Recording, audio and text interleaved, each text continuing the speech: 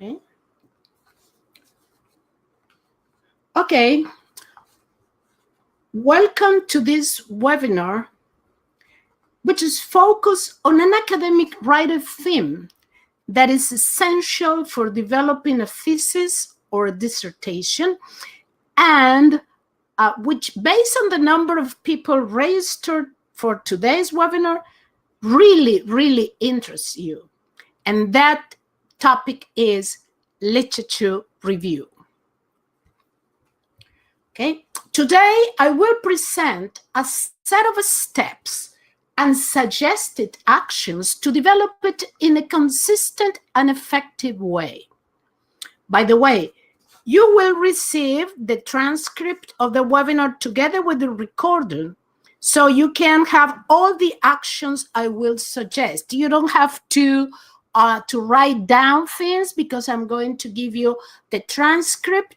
And what I really want you right now to do is to focus on what I'm going to say, to reflect upon that, and also to tell everybody any question or any concern or any idea that you have, okay? Oh, Barbara, PhD in pandemic communications. My God.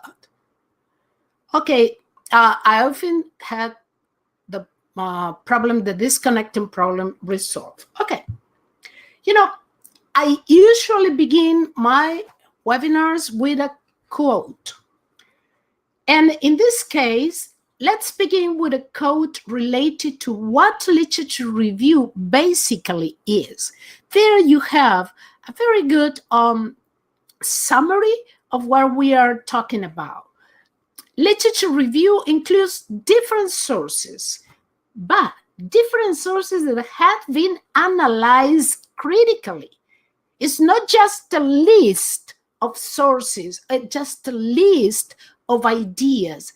It's, in fact, the analysis of those ideas. And also, it includes what information is missing to fully understand or address what is being researched, as well as how the new knowledge can lead to new research. So that's the kind of academic text you deal with when doing your literature review. Keep that in mind. And this is the agenda to know how a graduate student like you can approach the task of developing their literature review. I will begin by discussing what a literature review is and its purposes. As I always say, you cannot do what you don't know. Okay? You cannot apply it what you don't understand. So before talking how you apply things, you need to know what are you going to apply. The third point is, then I will discuss what a literature review is and its purposes, then the actual core of today's webinar. What steps you can follow to perform such an important task in a coherent, effective, and feasible way. Each one of the stages presented in the slide is going to be explained and action to conduct it suggested. But please be aware that this is not a recipe to make something. You need to reflect upon all these ideas.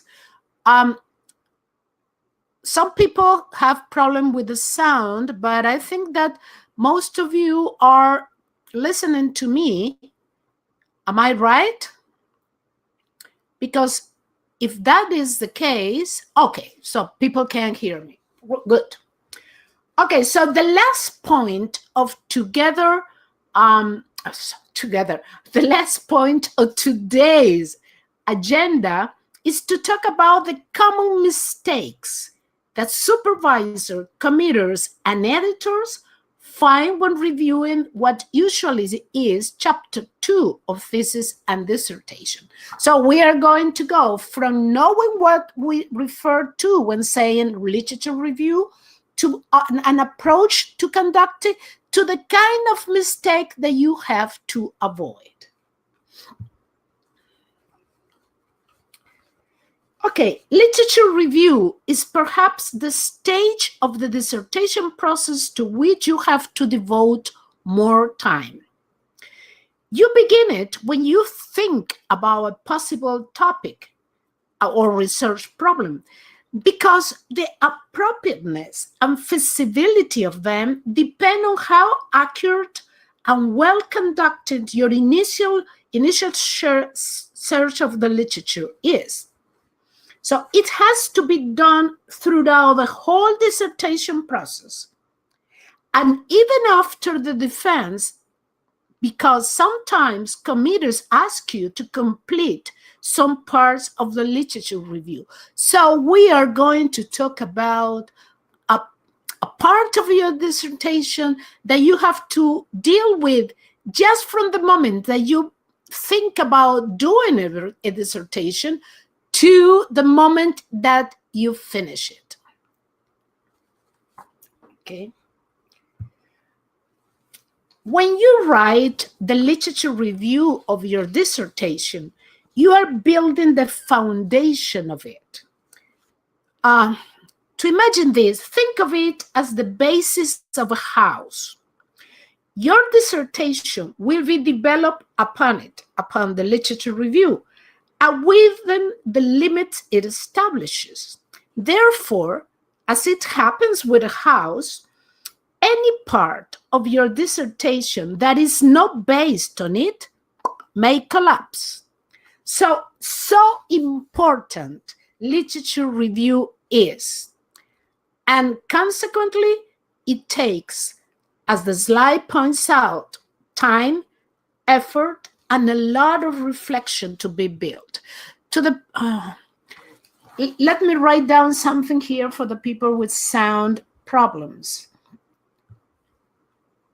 Just a moment. So if they have problem with sound,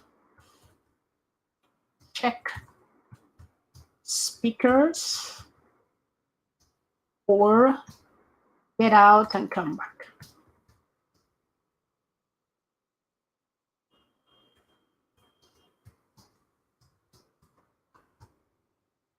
Okay.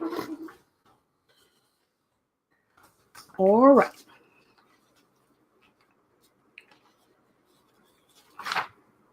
So let's continue.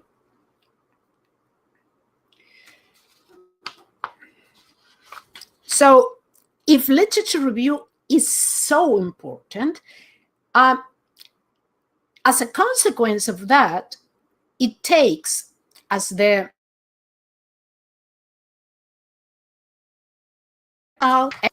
is perhaps the most important thing, reflection. And we will see why and when. So when talking about research, literature review is the selection and analysis of published and unpublished documents on the research topic and problem to contextualize the study, provide a picture of the state of the art, support a point of view, justify decisions, and establish the significance of the study.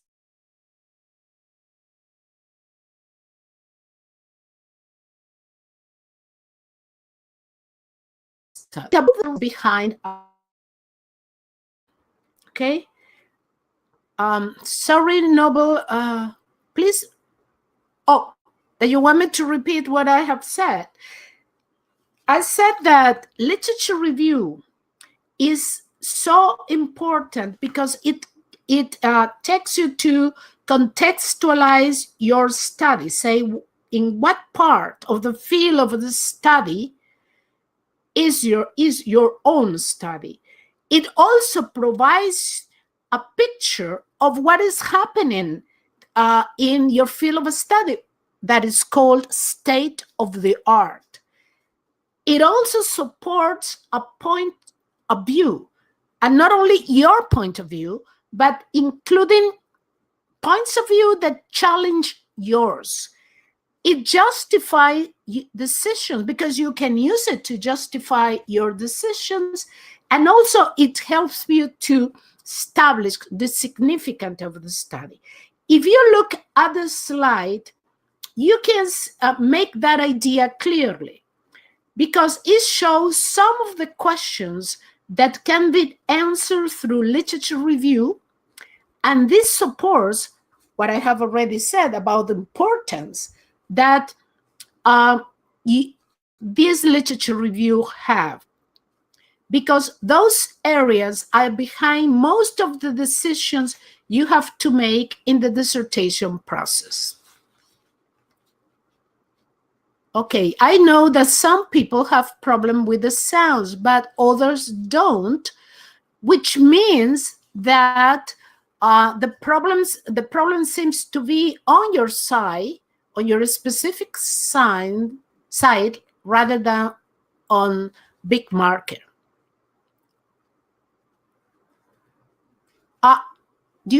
Kent, you ask me, are you staying on the same page or moving around tabs? Oh, what does it mean? I mean, I'm going to move from now till the end with different slides. And you can download the handout under the handout tabs. You can go there and download all these slides. So don't worry about making snapshots or something like that, because just go to handouts, download all the slides and also the exercise for this. Okay. All right.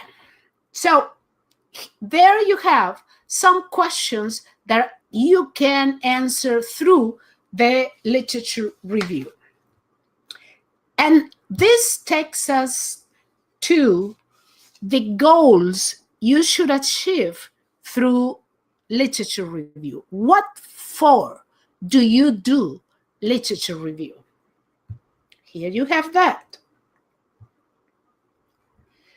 As you can see, yes, you are going to, the PowerPoint is already in under the handout tab, and you are going also to receive the recording and the transcript, so you don't have to write down my words. You are going to have it, all of that. The only thing that you have to do is to open your mind to what we are saying. Okay, so as you can see, these 4 general goals are intended to give your research a clear and supported place in its specific field of a study. They make clear what is already known, what is unknown, how your study is linked to others, and what variables are related to the target problem. Oh, you love that I say that open your mind, because that's the first thing. That should be our main goal.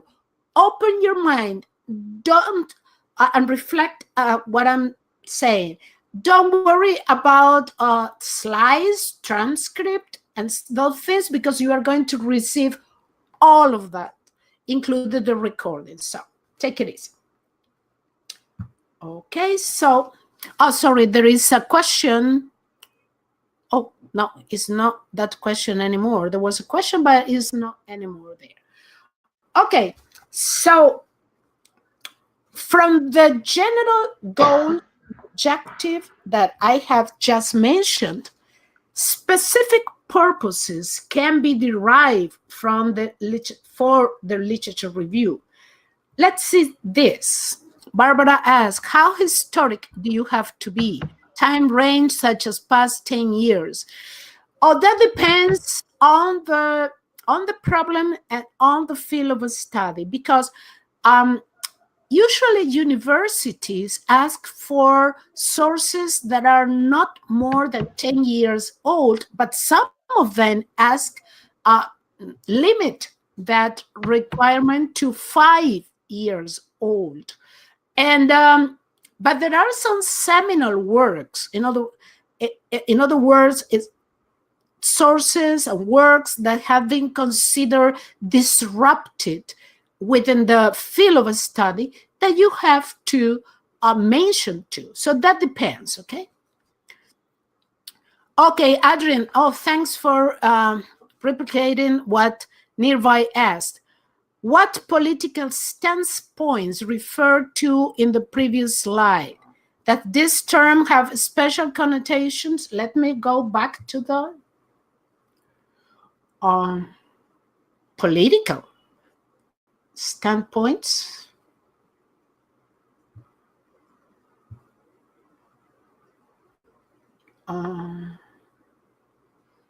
Oh, yeah, because let's suppose that when you discuss a topic and a problem, that problem does not occur in isolation unless we may be talking about physics or biological experiments and something like that.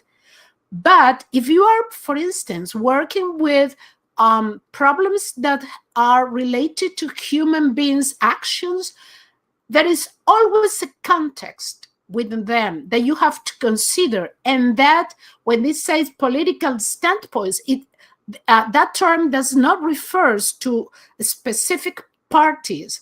No, it refers to the relationship that there is or there are within human societies, okay? Or as Linda says, living experiences. Thank you, Adrian, for restating that question. So now we are here.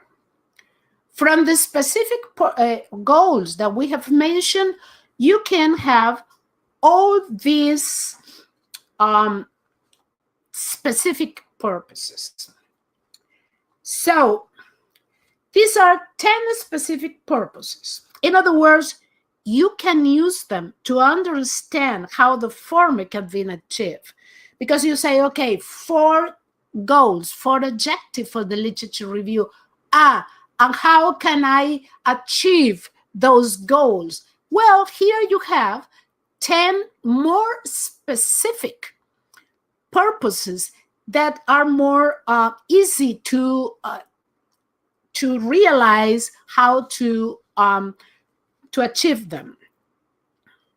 Adrian asked, is that political standpoints provide us with the real world context for the research problem? Yes, of course, because when a problem, especially a problem that refers to human actions, is, as I said before, does not occur in isolation. So the real context around that problem has to be at least interpreted, okay? Because you don't know, you have to be sure that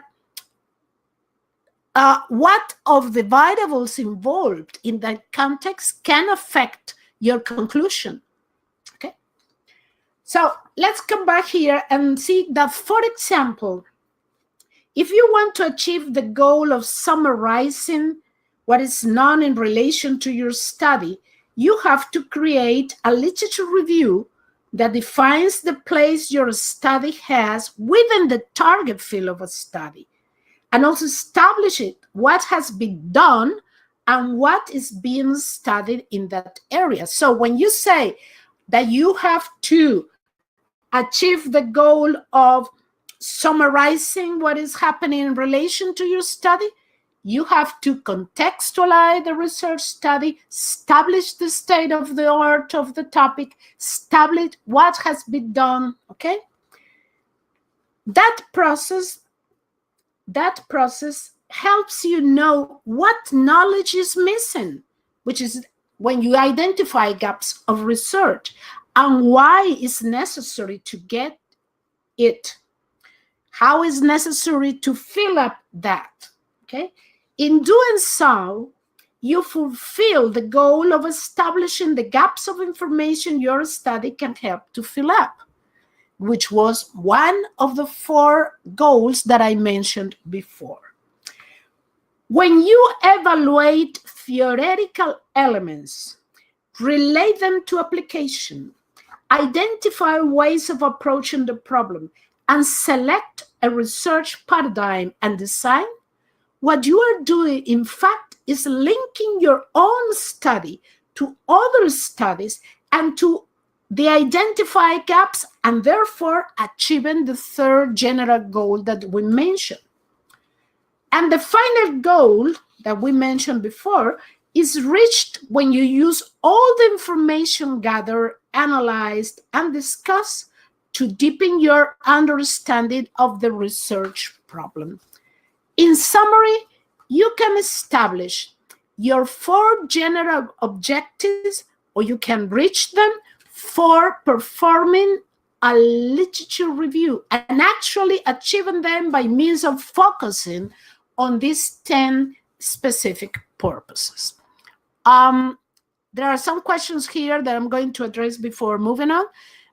Just Chris said, when writing literature from other sources in STEM disciplines, is it better to go to an original source like 30 years ago or more recent work? Well, that depends on how disruptive that seminal work, that first work was. If that work changed the whole view of what you are studying, you have at least to mention it, and then you analyze it in terms of how it has changed, because changes are supposed to be done because there are some parts of the problem, or variables of the problem, that seminal work does not explain anymore, okay? Yes, it also depends on the discipline. And Adrian says that she believes the relevance to one's research focus on question is a much more important consideration than chronological time in itself. Absolutely.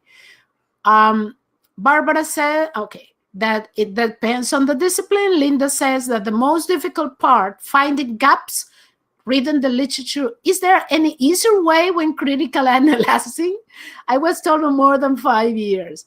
Oh, my dear, in a dissertation writing, there isn't any easy way. And the reason behind that is clear. You are expecting to contribute to human knowledge. So you have to go deep into what you are researching and trying to get things that other people have not realized. So nothing is easy, but you can make it more doable, more consistent. You can save time and effort doing in the way that we are going to explain now. But it doesn't mean that it will be easy. And as I always say, avoid easy things, because imagine if this world, everything is easy.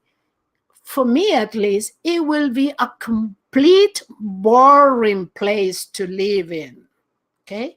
And that would not be something that can characterize or human abilities, because we humans have a lot of abilities and we have to try to use them, in fact, okay?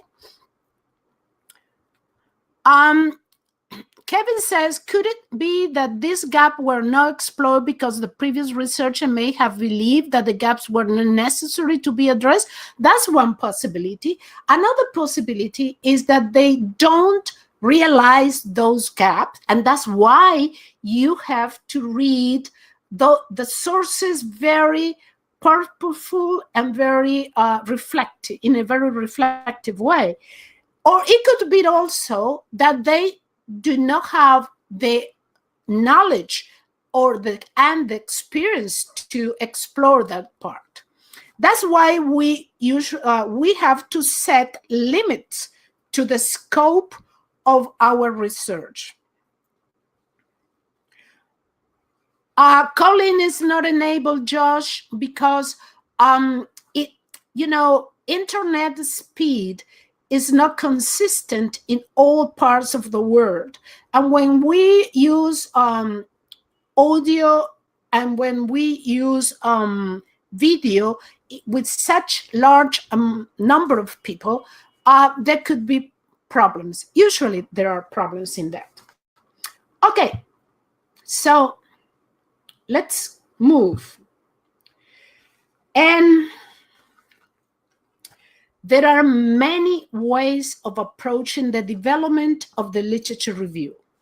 And you can choose the process that most appeals to your cognitive style. What I mean is, I'm not going to give you a recipe.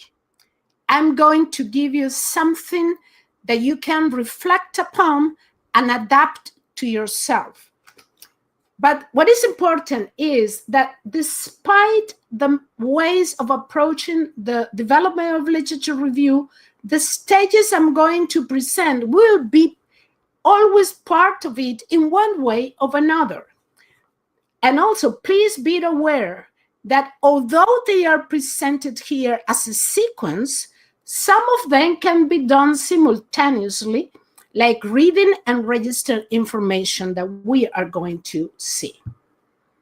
So here you have the 6 stages I want to propose you to follow in order to develop your literature review. Let's have a look at each one of them. Okay.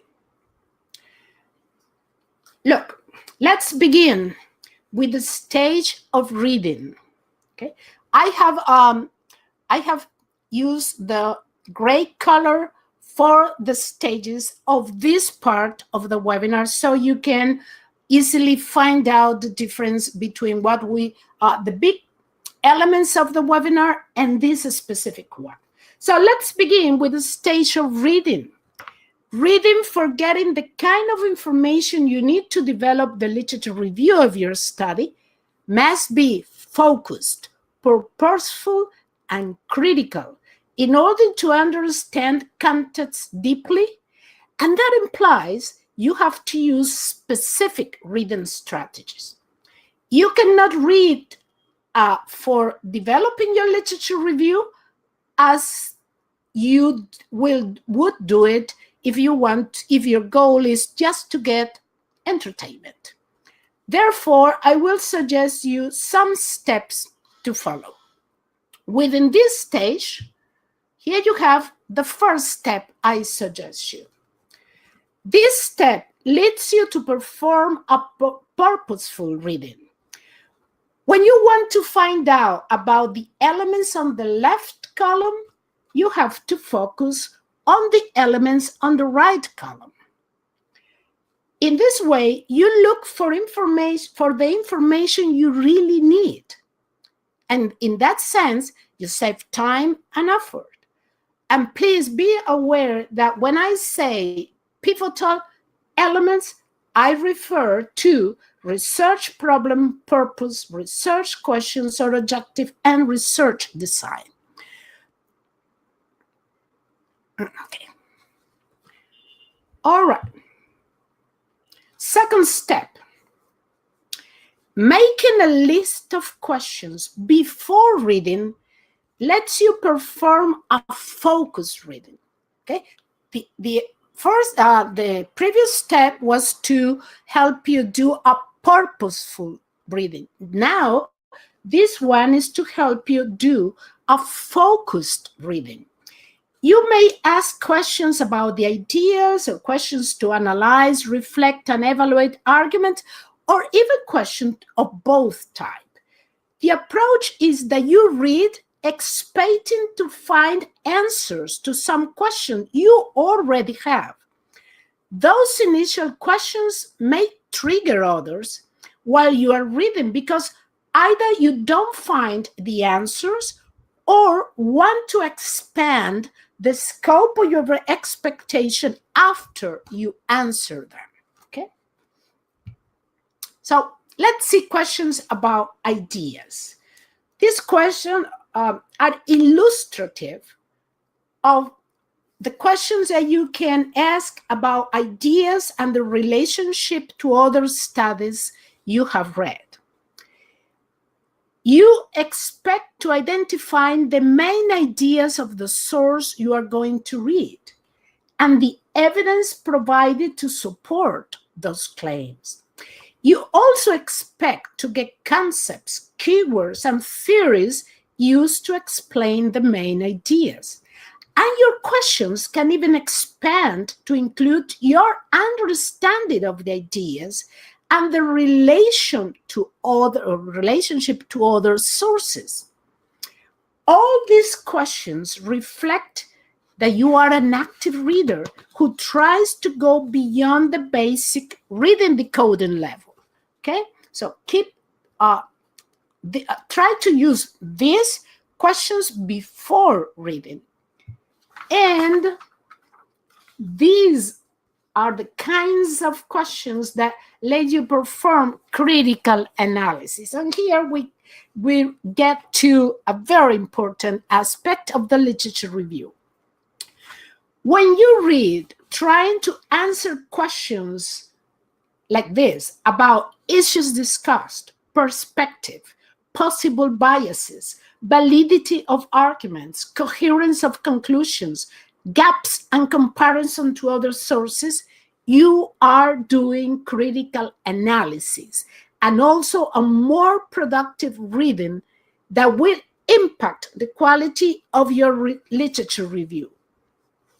If you don't expand your questions to get the answer to these questions, or this kind of questions, you are not doing critical analysis and you are not doing a good literature review. Errol say that this applies to qualitative research as well, to any research, my dear. Why? Because if you have a problem that requires you to use a qualitative research study, you will also have call it variables or call it elements or call it things that are involved in that problem.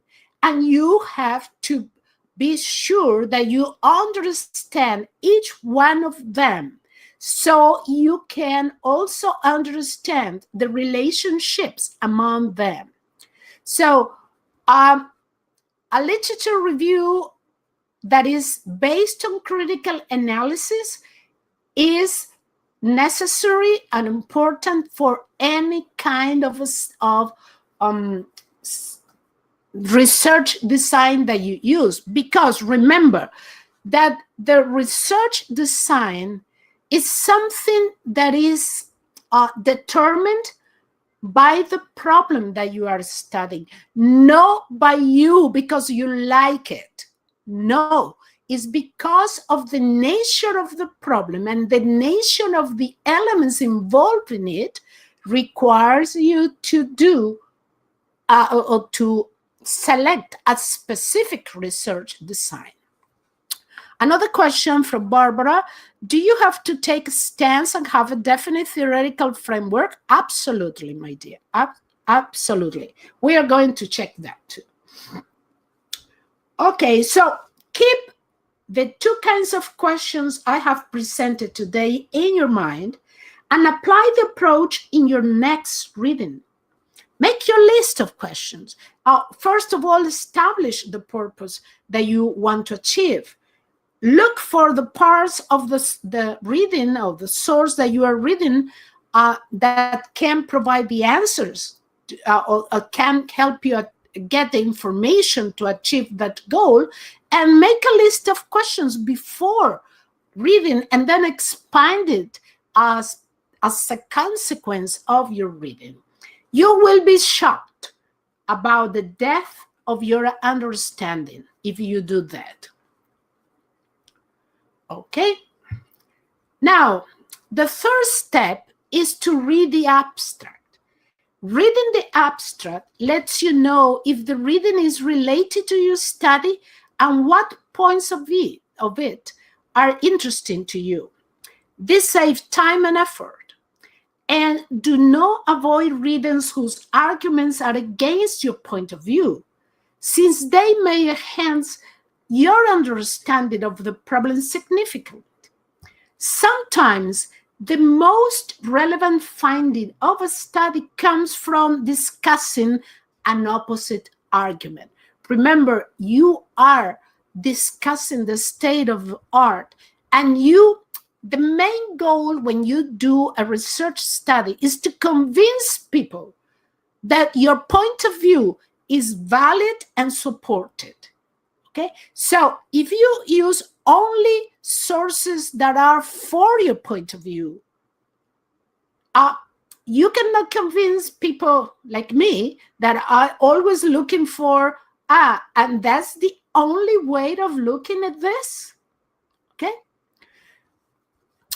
Alfie says, reading the abstract before going any further has saved him or her, I don't know, so much time. You could read forever. Yes, but, her, sorry. Yes, you can read forever, but if you have your goals clearly stated, your purpose clearly stated, you will know where to cut the reading, okay? It's a matter of establishing that. Oh my God, I see. Her name is the Irish for Eva. Eva. Thank you for the information. Okay, let's continue then. And the next step suggests you use the scanning reading strategy, which means look for specific information without reading everything. And to apply it, you have to check the headings and subheadings to have a clear picture of what is included in the study, then look for author, title, and publication information, then check problem statement and research question, look for purpose of the study, and look for research design. Those are examples of the kind of information that you can find just applying the scanning strategy and not reading everything. And another useful reading strategy is skimming, which is focused on finding the main ideas of a text without spending too much time in each paragraph. To do that, you can read the first few paragraphs in detail to know where it is headed or where the article or the source is headed. Read only the first sentence of each paragraph, which is usually the topic sentence that expresses the main idea. If you cannot grasp the main idea in the first sentence or it interests you very much, skim more, paying attention to details that may be useful, doing a mix of skimming and scanning. And finally, record the main ideas and any useful information you have found. Linda said that she's a skimmer. And that's great because she can begin by looking for the main ideas and then use the scanning for the specific information. And other people who have a different cognitive style can do it the other way around. Adrian says that headings, subheadings, tables, and figures are the barcodes we are looking to scan. Absolutely. And Judy Starr says, is skimming different from scanning? Yes, they are completely different and they have different intention. Let me explain it to you again.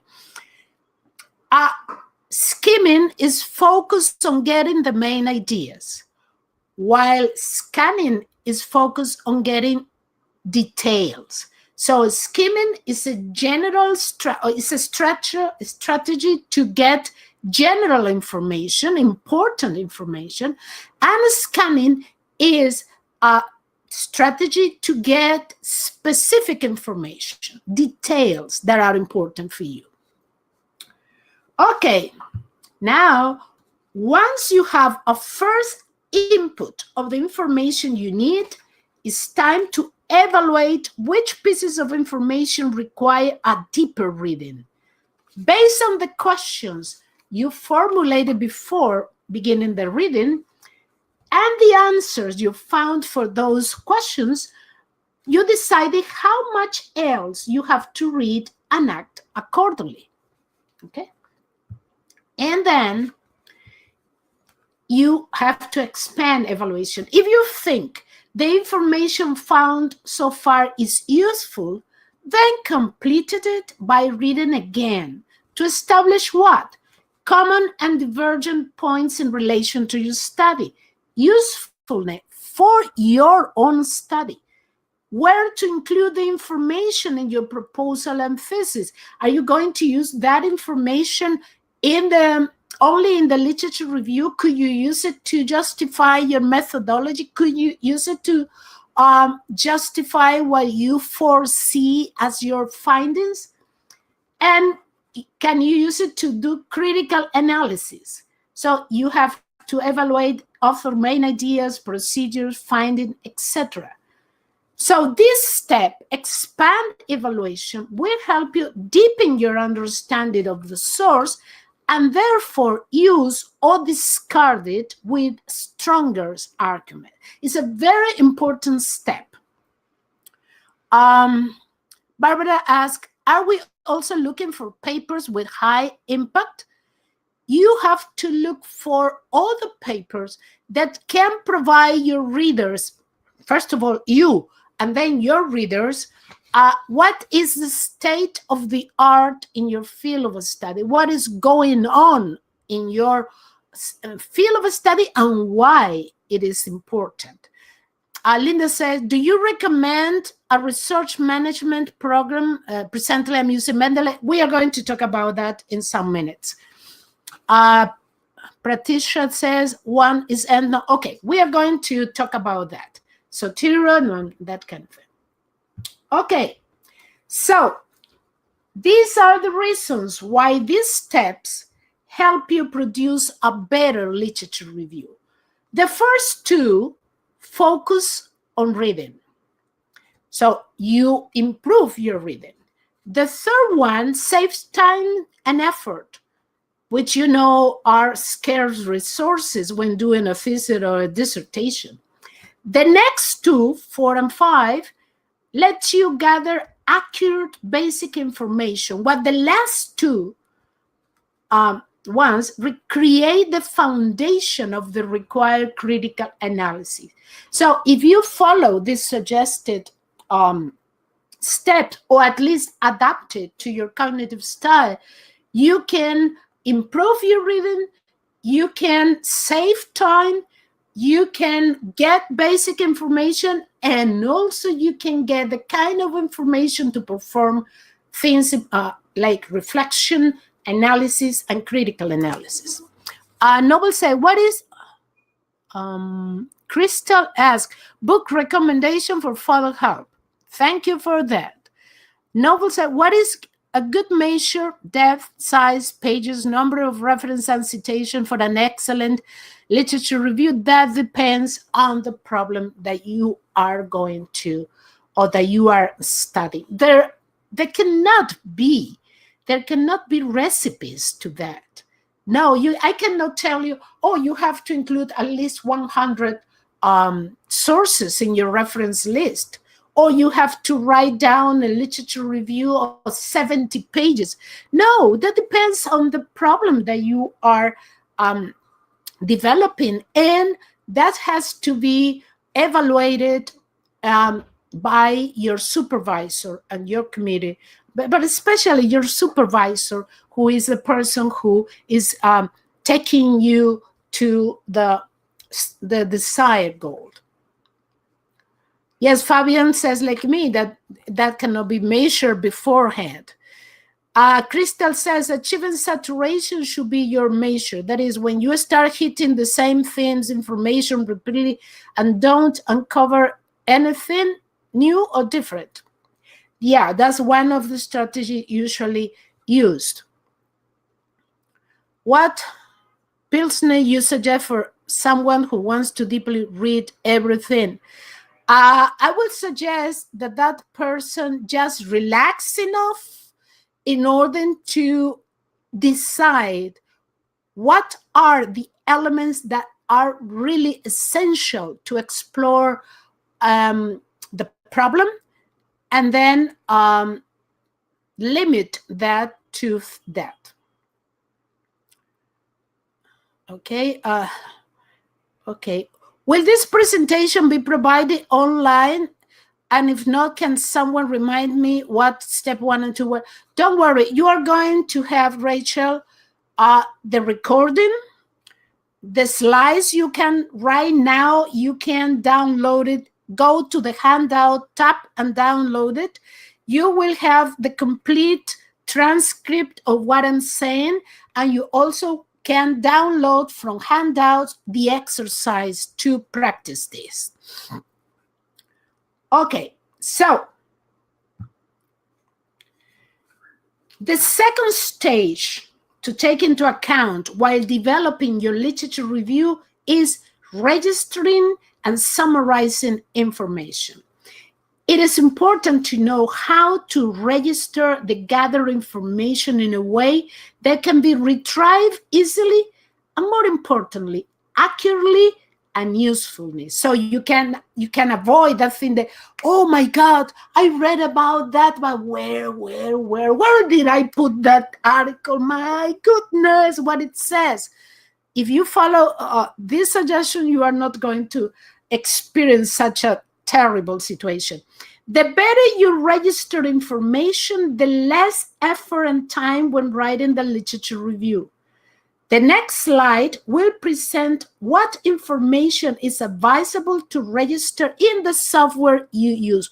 Whatever the software, the referencing software you use, you have to register this information. You can begin, as usual, with the author and publication information, but also include the pivotal elements of the study you read. However, that may not be enough when you have to perform critical analysis. That's why the kind of information presented on the right of the slide may improve the usefulness of your records. If you include this information, you will have a strong basis to write your literature review without getting back to read the source, and will even know where you can include it.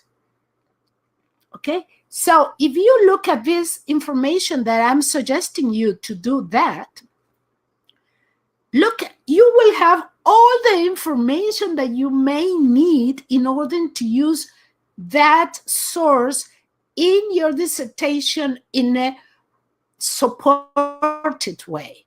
Okay, so on the left, you have the usual things that you should include, but many people don't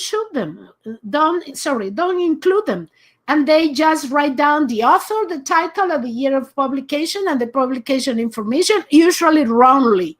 Okay, but if you include the research problem, the purpose, the questions, the main theory, population, all the things, you may say, oh my God, but that's too much information to write it down. That's too much effort. Believe me, if you spend time doing this, that will not be a waste of time. That will be an excellent investment when you are writing your dissertation, because you just have to go and ask your referencing software and say, okay, referencing software, give me all the entries that I include the keyword, this research design, and it appears all the reference that you can use to support your research design. Oh, that's very easy. At least you are living in the digital era. I did that where you have to use reading cards because I'm old. Okay? Where to store this kind of information? In softwares like Zotero, EndNote, Mendeley, that kind of thing. So you need, or even you can use an Excel spreadsheet, okay? You can use it too, but be sure that you can, or that you include all this information. You can use a Excel spreadsheet, and at the end of this webinar, you are going to see where that information, or the information about how to use it, where you can find it. Okay, so the third stage of the process to create your literature review is the one focused on organizing your ideas, which I presented in a previous webinar that you can find in your university page at Doctoral.net. Just go to your university page that is linked to Doctoral.net, and there you will find that webinar. However, I'm going to summarize the main ideas discussed there. Is it possible if there is no population and sample in research? That depends if you are, perhaps, if you are doing a dissertation which is focused on creating new theories or explaining new theories and that kind of things. Okay? Okay, so organizing your ideas is a crucial stage of the literature review development, since it defines what information and in what order will be included in your dissertation. If you do this before actually writing, you will be able to check the coherence and consistency of the information, establish if you have any gap of information that readers need to understand the discussion of your ideas, and be sure your ideas flow smoothly. This slide provides you a list of actions that guide you when trying to organize what you are going to write. Read them and reflect upon how you can perform these actions, and very importantly, apply them to your next academic text writing. The more you use them, the more you organize your ideas before writing, the better the consistencies of your text. Remember to check the webinar about organizing your ideas for writing. Okay? And the fourth stage is focused on acknowledging the contribution of other people to your work. And at the beginning of this session, somebody talked about plagiarism, okay? As you know, plagiarism is a severe academic offense. Therefore, you have to avoid it. This is a stage that happens concurrently to the other ones. So this is the stage, the proof that this is not a sequence, but because you can have simultaneous stages like this, and you can go on and then get back to improve, and you can move through the stages. In the slide, you have some key points to take into account when acknowledging sources in a dissertation. Pay special attention to the last ones, since if you know right from the beginning what referencing style your university requires you to use, you can select it in your referencing software. However, I want to recommend you not to rely solely on the program to write your citations, since its accuracy depends on how you introduce the information. If you use inappropriate spelling or capitalization or wrong names or title or having complete information, the citations will be written wrongly in your dissertation, and that will not be a mistake of your software, but a mistake of you. And we can summarize that situation as garbage in, garbage out. Of course, there is also another option to assure accuracy when acknowledging sources, and it is to hire an editor that takes care of that. And like me, has become what I call a reference detective. I'm a reference detective because when I'm hired as editor, I found lots of entries that are wrong, spelled, or incomplete, and then I have to go to the internet and begin looking for the exact information. So I'm a reference detective. And we go to the stage of expressing ideas. This is a stage that relies on your mastering of academic writing, and in which you use the input of the other stages, especially the stage of organizing your idea. This is the first step towards writing your first draft, okay? Fabian says, it's an answer to Linda. Okay, here you have. This stage of expressing your ideas is focused on writing paragraphs for the different sections of the literature review. And before continue, many students ask me, okay, please tell me what should be the sections of the literature review. And I always answer the same. You write as many sections as elements you are involved in your problem, okay? And of course, that has to be discussed with your supervisor. Novel asks, how again did you say we could a copy of this record? Since you registered for this webinar, you are going to be emailed the link, I think, or for the recording. So don't worry about that. Your registration assures that you have the recording. Okay, so this stage is a kind of baby step stage, and the slide summarizes what you should do to create a coherent text.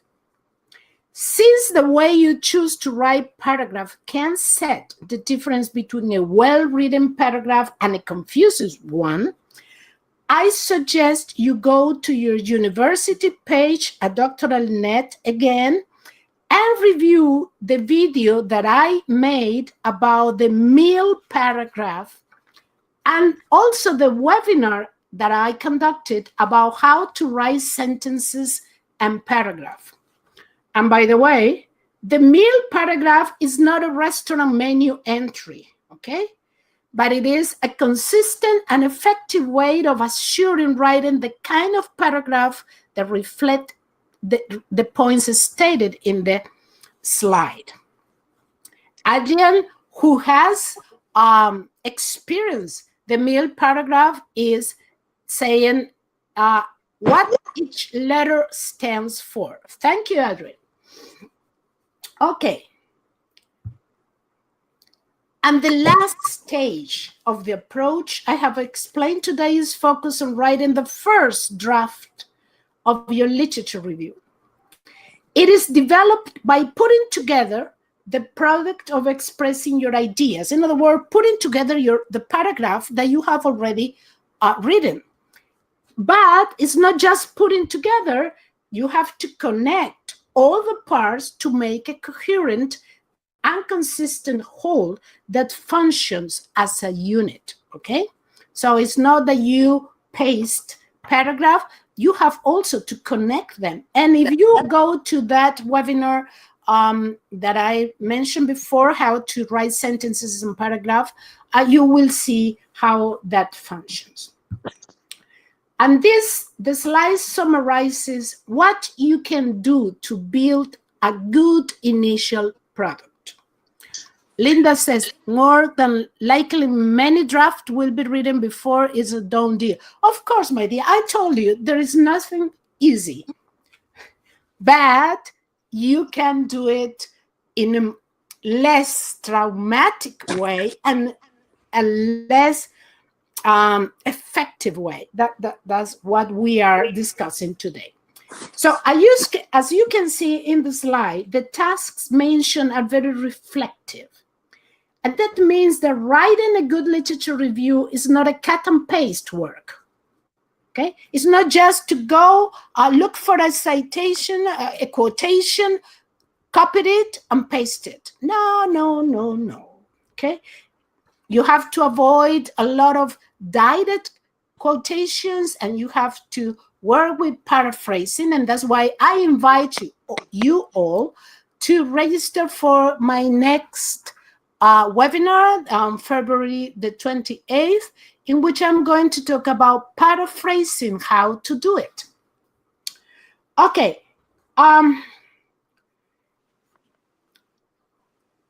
Literature review is rather a task based on evaluating, making relationship explicit, and linking your own study to the framework of theories and research relevant to understand and explain your research problem.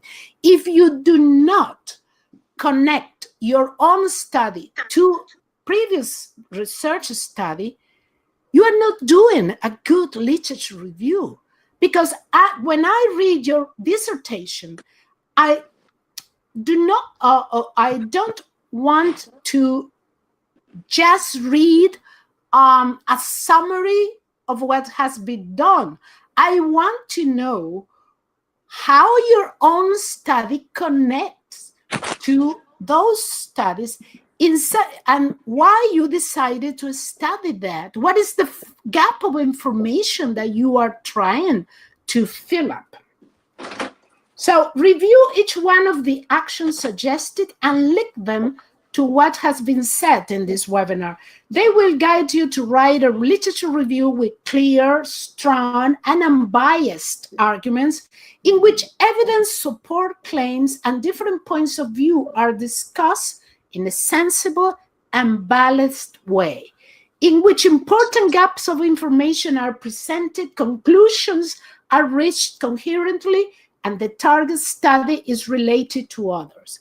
In summary, a literature review that functions effectively as the foundation of the whole study and your decisions. And due to its nature, literature review is a dissertation element in which students tend to make mistakes. I can tell you, as a mentor and as an editor, I can tell you that literature review is a challenge, but you can develop the ability to overcome the problems. And that's why I'm going to talk about the kind of mistakes that are usually found in literature reviews, so you can be aware of them and avoid them. So these mistakes can be grouped into 3 areas: mistakes related to writing and style, mistakes that refer to structure and elements, and mistakes that affect credibility and validity. Let's talk about each one. The first area refers to the kind of mistakes that affects the cohesion and coherence of the review and include, but it's not limited to, the errors mentioned in this slide. I would like to clarify that when I say not intending plagiarism, that term refers specifically to either including claims whose authors do not support them with evidence, or not including page numbers in direct quotations. And some of the mistakes related to structure and elements are the ones mentioned in the slide, which hinder the contextualization of the study, the readability of the literature review, its completeness and significance, and also its degree of critical analysis.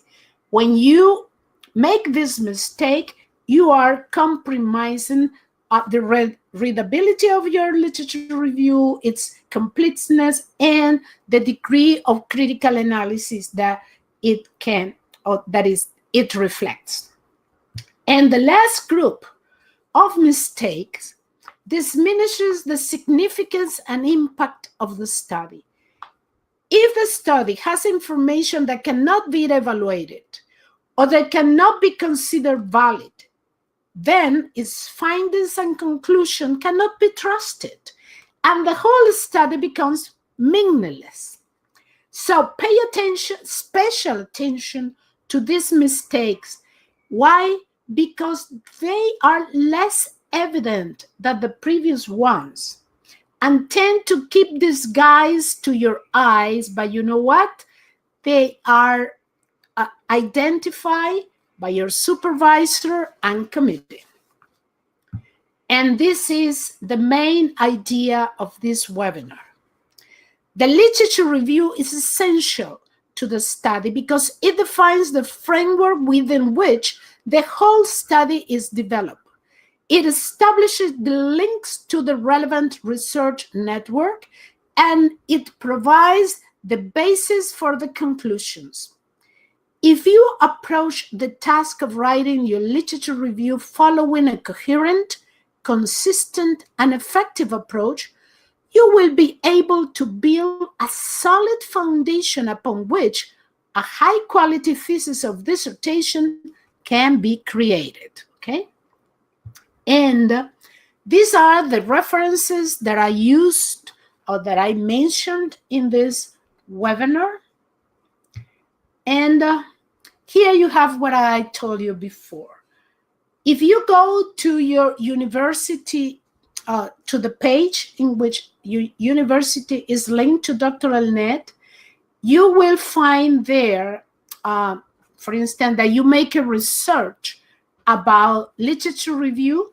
And if you do that, you will find 55 different resources that you can use to deepen what we have discussed today, including,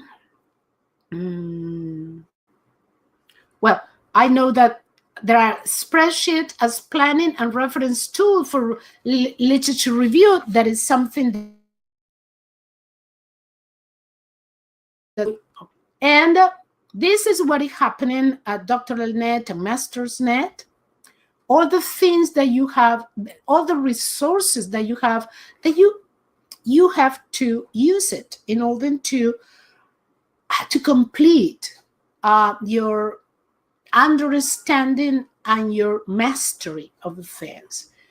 And also, these tools are part of the resources too. And I would also suggest that you connect to your university social media to get updated information about what DoctoralNet and MastersNet offers you. So, my dear, this is what I have for presenting you. And as I said, I included an exercise for you to practice this under the handouts tab, and that exercise is going to be emailed to all the people that register for this webinar. I really thank you for registering to this webinar, especially to the people who come here. It's nice to have all of you here and see how interested you are in improving your skills. And I can tell you that in order to improve your performance, you need, of course, knowledge of what you have to use. what I provide, but also that you practice, that you, especially that you open your mind to new ways of approaching all problems, okay? New ways to do things that you think that you know how to do it, but that can always be improved. Okay, so thank you for all the things, beautiful things that you're telling me right now. And please feel free to ask questions or to suggest things. Let's have some time to connect with questions, answers, suggestions, and so on.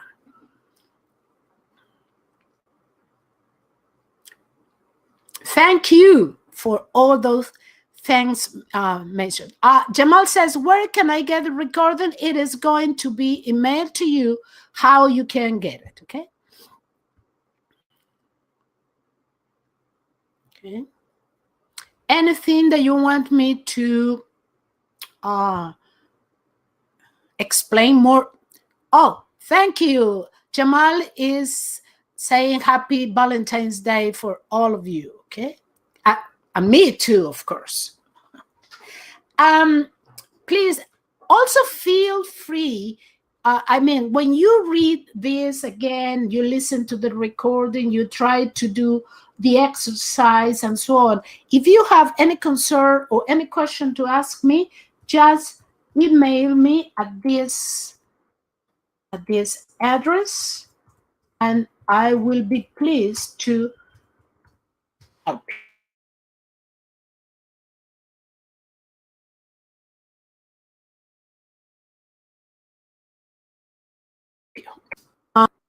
Assessment of included studies.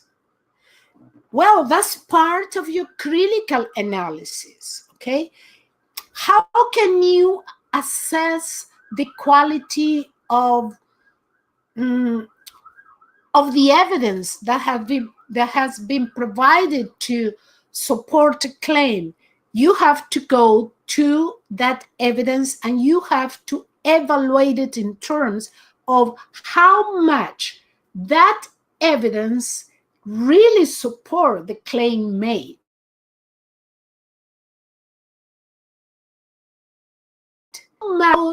Study follow a sensible and valid group of procedures to be developed, okay? Another, my address is there, maria@dralnet.com. Samir says, what is the deadline of submitting the exercise, where and where to submit?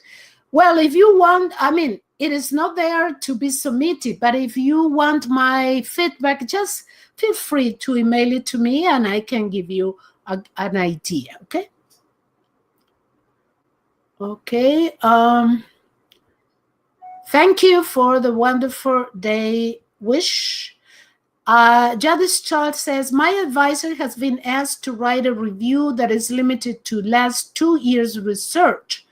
And the requirements also mention that 10% of the references should be outstanding important paper. How do you determine what is outstanding? Wow, with just a 2 years window, it's not easy to be able to evaluate the impact. I mean, from my personal point of view, the impact of a study is not easy to realize in only 2 years unless it is so disruptive that it changes people's ideas very, very quick. That's what I can say. Joyce say, can you email the PDF and PTT? I can download it. Okay, just send me to Maria at dralnet.com. Send me an email so I can reply to it with that material. Tell me that you need that. Okay, no problem.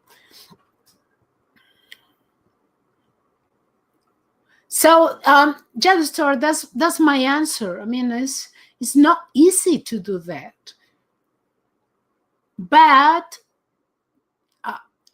as with any other thing in the dissertation, you need to establish some criteria to evaluate things. So I would suggest you talk to your advisor and ask them for some criteria to evaluate that outstanding condition.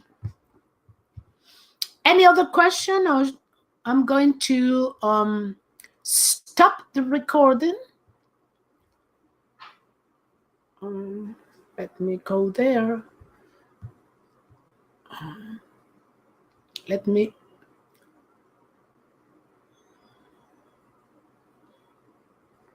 Oh, when will we get the recording again? Oh, the recording will be posted very soon today, but I'm not quite sure when you are going to receive the corresponding email, but it is usually not later than 48 hours, as far as I know. Okay, I'm going to stop the recording. Thank you, everybody, for registering. But I continue here if you need me, okay? Or you want